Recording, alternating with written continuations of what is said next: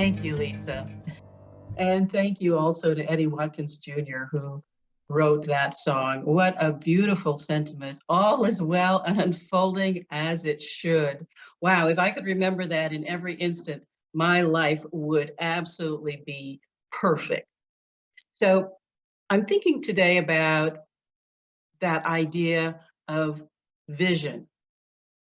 We have Martin Luther King who talked about vision. I have a vision. And here at the Austin Center for Spiritual Living, we subscribe to that vision of a world that works for everyone and for all of creation. And the mission of Centers for Spiritual Living is to provide spiritual tools for personal and global transformation. Now, personal and global transformation sounds like, wow, that is more than I can do, especially today. Um, and personal transformation, well, it's the new year. We have resolutions and new ideas about what we think we want to do and be and experience in this year. And what I've noticed is those transformations happen moment by moment, choice by choice in our daily lives and in everyday experiences. So with that thought, the idea for today is it's important to cultivate a sense of wonder and interest wherever we are, in whatever moment, and appreciate those everyday miracles. Everyday miracles. Not something that we're waiting for in the future that, oh, when that happens, my life will unfold perfectly. No, all is well and unfolding as it should right in this very moment. So in the Centers for Spiritual Living, we have a theme for this year, and you might have noticed that this year it's called Everyday Wonder, living everyday wonder. And this is as it relates to various aspects of our daily lives. So over the next few months, you'll be hearing about these things: inner life, play, creativity, emotions, physical body, relationships, nature, work, finance, home, community. And there may well be an area of one of these that maybe you're experiencing some challenges or wanting things to be different than they are. And so the invitation is to disrupt the inclination to try to change or fix everything or anything. The invitation is to wonder, to embrace curiosity, and to be inquisitive as we explore these aspects of life through everyday living. I have a friend who, well, she used to tell me about her dramas, and she was always going through some drama. And I would listen, as practitioners are trained to do, and without judgment, without additional concern, I would say, oh, that's interesting. And later on, she told me that drove her crazy, that I would not get into the drama with her, but I would just say, oh, well, that's interesting. And it was interesting to me to see how that was unfolding. And so I was into the wonder of it rather than the judgment about what was happening.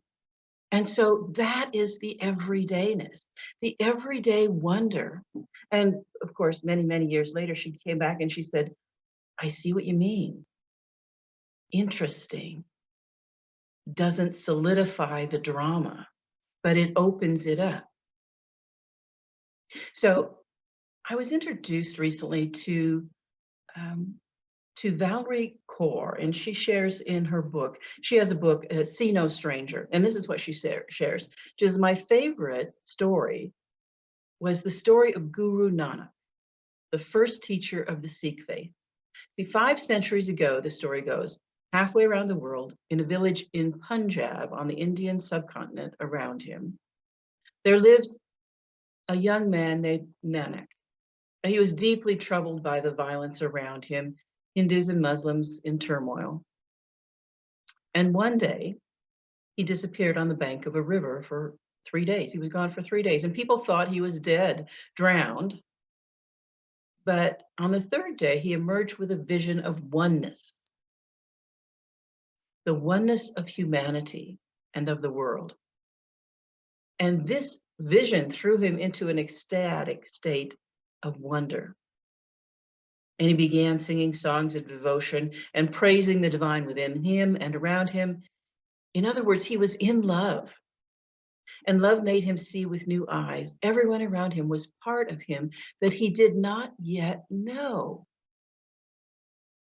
So this is where the title of the book comes. I see no stranger, I see no enemy. Wonder allows us to do that. This is what he wrote. He said, wondrous are the forms, wondrous are the colors, wondrous are the beings who wander around unclothed. Wondrous is the wind, wondrous is the water, wondrous is the fire, which works wonders. Beholding these wonders, I am wonderstruck. And those who understand this are blessed. Ernest Holmes tells us when a person stands in awe of grandeur, something deep within him responds, something within him embraces the ocean, something within him melts into the mountain, and he becomes one with them. So this idea of spiritual living, of wonder, of being in the wonder, of being in the curiosity. And well, we know that spirituality doesn't just happen on the meditation cushion or on our Sunday morning gatherings. Spiritual living is a way of life that happens every moment of every day. Wow, that's a lot. But every moment is also doable. Every moment we have a choice. So it's applying these spiritual tools and principles to every area of our lives on a regular and consistent basis, on a daily basis. And what I've noticed is when I do that, life flows easier. Choices become clearer. And this is what I love. Miracles are everyday occurrences. There's wonder waiting in every day, just waiting for us to jump in and to be there. And so we have a special opportunity now as we're, in this kind of, what do I want to say, enclosed, it seems like sometimes restricted area, restricted space, but we don't have to be restricted in our mind, in our spirit. See, we can embrace the now moment. In fact, embracing the now is the only time that anything can happen, because there isn't any other moment. We can't go live the past and we can't live in the future. We have to live in this now moment. Eckhart Tolle says, it's not uncommon for people to spend their whole life waiting to start living. Wow, in some areas of my life, I have waited to start living. And if not now, when? So many of us, including myself, go through the motions of daily life unaware of the beauty that surrounds us and the beauty within us. We wait for something spectacular, like, oh, when I see the northern lights, I will appreciate light. And unaware of the beauty that surrounds us. So we wait for that rarity to inspire us. But something has already breathed life into us and continues to breathe into us and maintaining and sustaining us with every breath. We're a miracle that we even arrived. I mean, think about the possibilities that, your parents or your grandparents met each other wherever they met, that they came together, that out of the millions and millions of possibilities, you came to be. This is a miracle. And sometimes I forget that. Sometimes I think, well, maybe it would have been better if I'd had Aunt Ruth's personality, or maybe it would have been better if I could have been freer like Aunt Lucille, or, maybe I could have been, in that family that only had one child instead of 8. Yeah, maybe that could have been. But right now, in this life, is a time to be alive. Joseph Campbell in The Power of Myth says this. He says, I think we're seeking an experience of being alive so that our life experiences on the purely physical plane have resonance within our own innermost being and reality, so that we actually feel the rapture of being alive. The rapture of being alive. When was the last time I felt that? I don't know if you've ever noticed, but sometimes after you've been a little ill and you come back and suddenly you're like, oh, I'm myself again. And doesn't that feel wonderful? It's like, what if we felt that in every moment? To live and really experience life. Life is meant to be lived. And living is a verb. It's an action verb that requires our conscious, active participation. See, without action, application, and practice, we aren't really living. We're just existing. In how many ways are we just existing? Without that everyday wonder, that curiosity. In her book, What's in the Way is the Way. That's a book by Mary O'Malley. She says, something very extraordinary is happening here. There are no ordinary moments in your life. So every moment is extraordinary. And so with a bit of practice, and this is something that I want to practice, and I invite you to join me with this, is practice seeing the world with curiosity, so that becomes part of the worldview. And when I do that, I'm more in curiosity about, wow, what an interesting way that that's unfolding, rather than why are they doing that? So it's a transformation. It removes that judgment and that idea that something is not right. It's not the way we want it. If we're into curiosity, it opens us up to something more magical happening. It's like the question I talked about a few months ago. What good is coming from this? And so there is a transformation in alchemy, in recognizing the extraordinary is inherent within the ordinary. It's a revealing of what is already present within us. The butterfly exists within the caterpillar. The oak exists within the acorn. That beautiful blossom of amaryllis exists within that kind of ugly bulb. And so as awe and wonder are present in our ordinary things, then we are transformed. We are transmuted to a higher form. And we recognize the wonder of our own lives.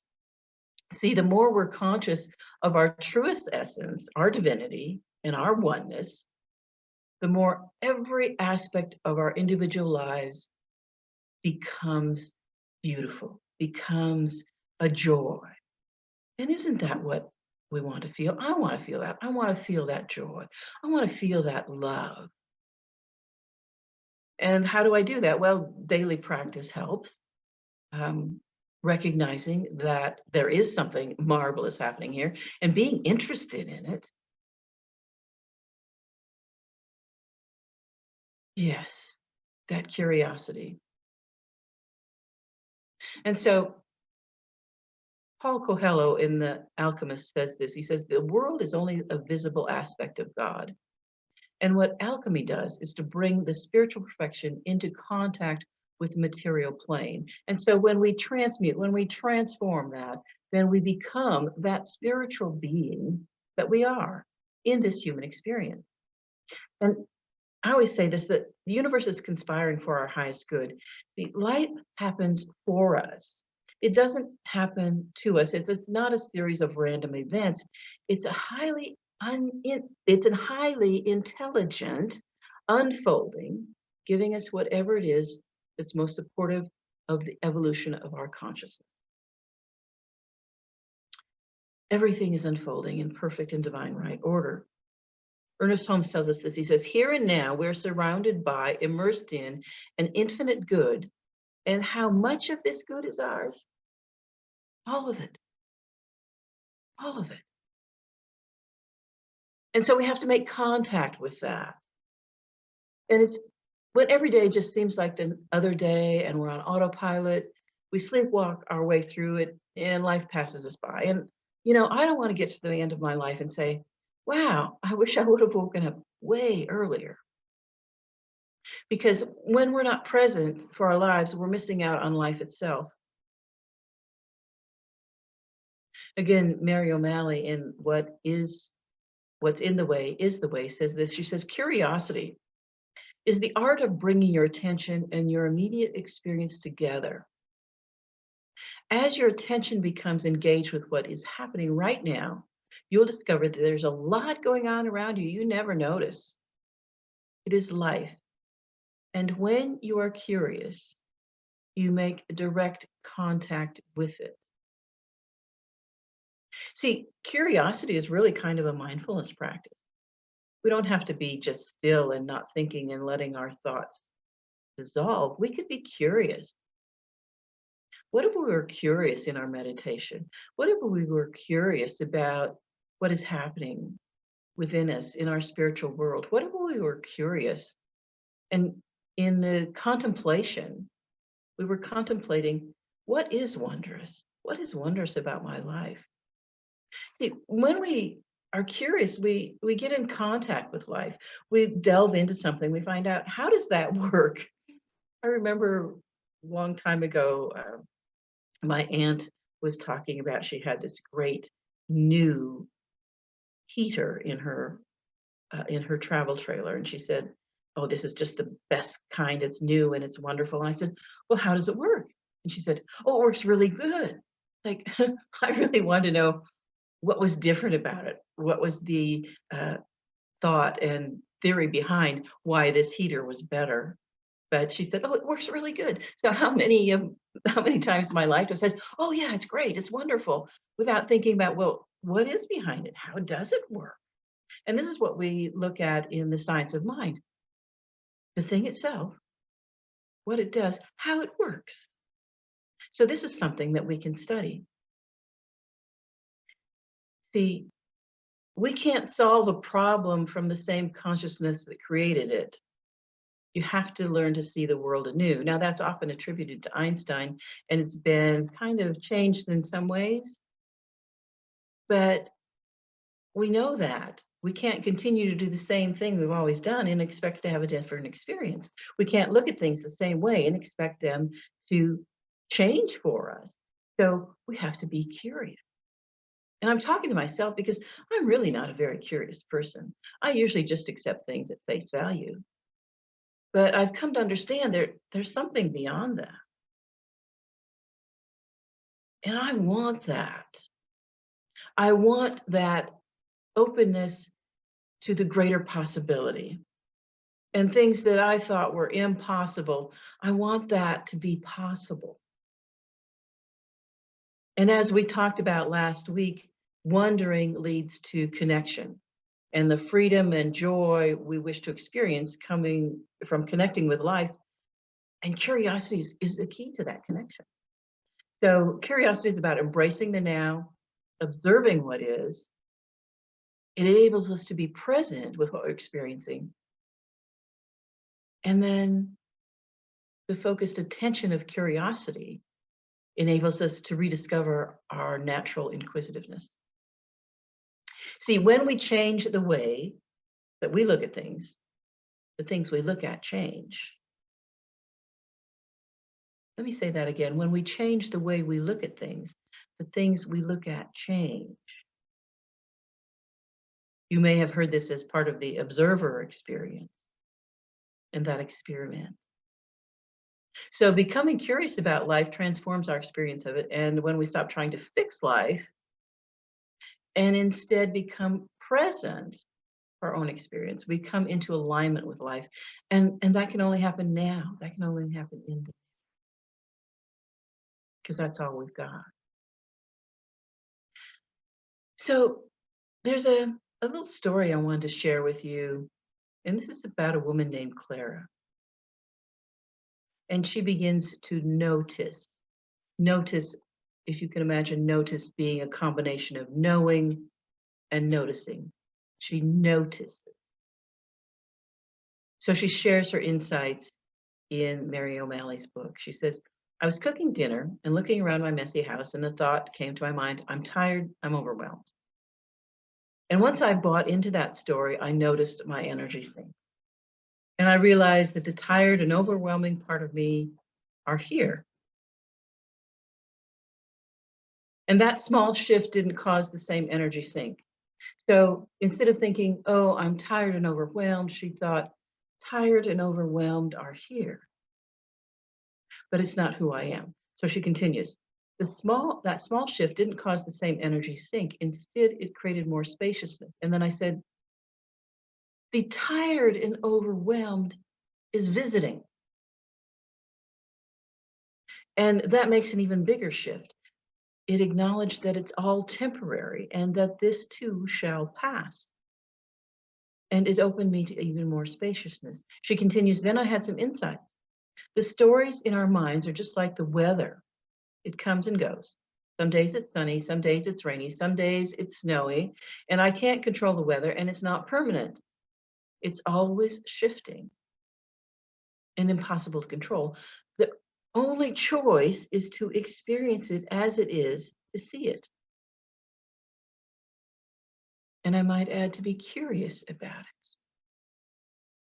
it. So let's just try that for a moment. Let's just use our observer consciousness. And so we'll just do a brief experience of this. So you can do it eyes open, eyes closed. Just listen to my voice and let us just contemplate for a minute. Just think about, scan your thoughts.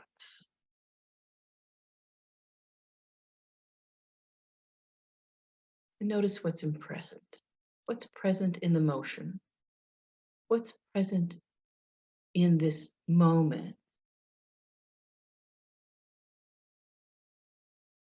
And then do a scan of your emotions.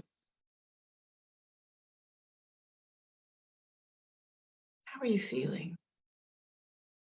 What's going on? And notice what is present.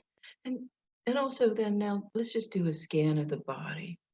Notice if there's any place that's screaming or yelling or just asking for your attention.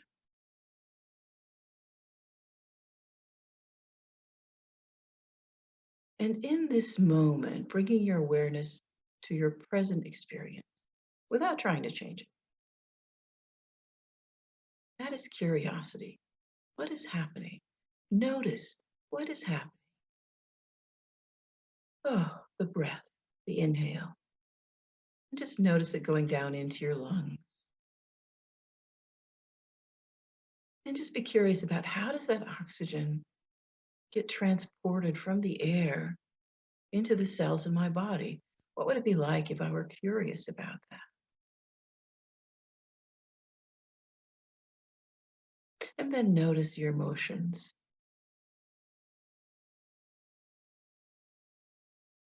If you're feeling any anxiety, what would it feel like to let that go? And just see, what would it feel like for my body to feel energetic? What would it feel like? What would it be like if I weren't weighed down with worries? And just imagine, just vision the ordinary miracles every day, just the thoughts that we have and the way we put those thoughts together. What a miracle it is to write poetry, put thoughts together. What a miracle it is to take those ideas and put them onto paper. What a miracle it is to draw and to take that image that we have in our minds into a form that others can see. And what a miracle it is to speak words, to put them together, to form sentences. And these sentences can make a difference in the world. Even a simple thank you, even a simple, oh, let me help you with that. We create our world. And if we're curious, we come to know a deeper aspect of contemplation. And then you might notice how these things continue to change, the thoughts come and go. And as we start to come back into the room, just notice any insights, any ideas that you might have had, anything that you want to keep and maybe investigate further. And so this is our homework for this week. As you move through the day and come across the faces of people in person, on Zoom, on a screen, and say silently to yourself, sister, brother, sibling, and allow yourselves to begin to wonder about them and their lives. Where are they going? What do they do for fun? How are they like me? It trains our minds to see more and more people as part of ourselves. And then, as Guru Nanak said, you are a part of me I do not know yet. And you might do this with animals, with plants, and with the earth. You are part of me that I do not know yet. And this practice orients us towards wonder and opens us to that greater connection.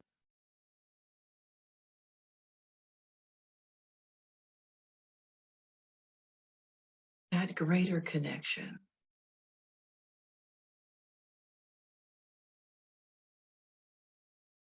The truth is, there's only one life. We're all one. The truth is, the universe is resplendent and beauty is everywhere. The truth is, there is only the eternal now, and it's all truly well. The truth is, divine wisdom is ever present and available, and we are divinely guided and governed. The truth is, we prove it when we live it. And so remember, spiritual living doesn't happen on the meditation cushion or on Sunday mornings. Spiritual living is a way of life that happens every moment of every day as we apply spiritual tools and principles to every area of our lives on a regular and consistent basis, a daily basis. And when we do so, life flows easier, choices are clearer, and seeming miracles are everyday occurrences. There is wonder every day, just waiting for us to live it. And I don't know about you, but I am ready to live that everyday wonder. Oh, and so I'm going to just take that into treatment now. Just knowing that one power, one presence, one infinite source, one divine mind, everywhere present in every person, every situation, all of the time. All of the time, in every instant. And knowing this to be the case, I know that I am connected in that everything is that connection, that part of me that I have not yet met. And I am so open and receptive to meeting that part of me. That is joy, that is love, that is wonder experienced in a most magnificent way. And so I open to the experience of curiosity. I open to the experience of wonder, followed by that awe that it is so. And so in this, I know the truth of being. I know that this life is the life of good. It is the life of God. It is the life of truth, and it is unfolding as it should in every moment. And so I just allow my heart to be filled with gratitude for the love, for the peace, for the prosperity, for the joy, for the truth and light, for life itself, and for this wonder. And so, in gratitude and awe, I release this word into that law that doesn't wonder, that simply does. The law that answers yes. And I hear that yes echoing to each word. And so I rest in the knowing that all is well, that all is unfolding as it should. And in this, I invite you to join me as together we say, and so it is.